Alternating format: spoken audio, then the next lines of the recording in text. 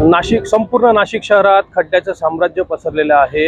त्यानंतर माझ्या मागे जे बघू शकतात आपण, आता एक्सलो पॉइंट या ठिकाणी आहे। एक्सलो पॉइंट हा परिसर बघू शकतात, वर्दळीचं ठिकाण आहे।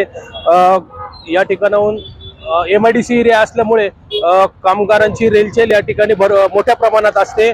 माझ्या मागे जे बघू शकतात रस्त्याला पूर्णपणे खड्डे पडलेले आहेत आणि या ठिकाणी शेतकरी देखील बेमुदत आंदोलनाला बसलेले आहेत।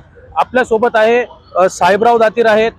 काय सांगाल, आज तुम्ही बेमुदत आंदोलनाला बसले? गेल्या अनेक दिवसांपासून या नाशिक जिल्ह्यात खड्ड्यांविषयी मोठा संघर्ष चालू आहे, परंतु वारंवार आश्वासनं मिळतात आणि कुंभमेळ्याच्या नावाखाली कुंभमेळ्याच्या नावाखाली भ्रष्टाचाराचं बरंच काही लपवण्याचं काम चालू आहे। आता तुम्हाला एकच उदाहरण देतो, हा जो गरवारे ते पपाया नर्सरी हा जो कॉन्क्रिटीकरणाचा रस्ता काम चालू केलं, तुम्ही त्याचा फलक बघितलाय का हो?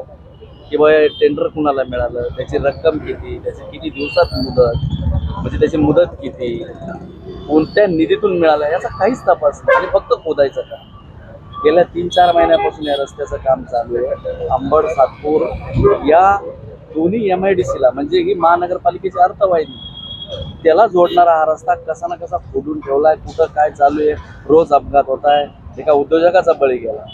माझं एवढंच म्हणणं आहे, माझं छोटंसं आंदोलन का होईल, पण भविष्यात जर कोणाचाही बळी गेला खड्ड्यांमुळे तर त्याचा अंत्यविधी हा लोकप्रतिनिधीच्या घरासमोर आणि त्याचा दशक्रिया विधीचा कार्यक्रम हा राजीव गांधी भवनाच्या गेटवर करण्यात येईल, याची प्रशासनानं गंभीर दखल घ्यावी, एवढंच आहे। पुढची भूमिका ही मी सांगितली ना, खड्ड्यांमुळे जर बळी गेला तर पुढे काय करा ते करू, परंतु आज आणि उद्या प्रशासनाचं काय ते बघू।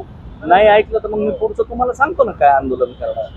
आपल्याकडे भरपूर आयडिया आहे, भरपूर लोकशाहीने भरपूर आंदोलनाची दिशा दिलेली आहे, त्या पद्धतीने करू।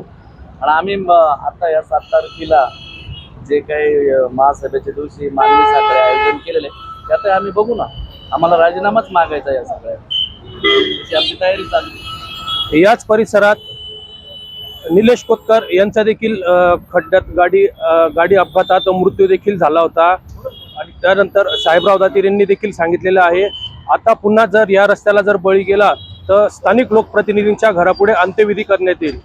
नितीन चव्हाण, आपलं नाशिक, एक्सलो पॉइंट।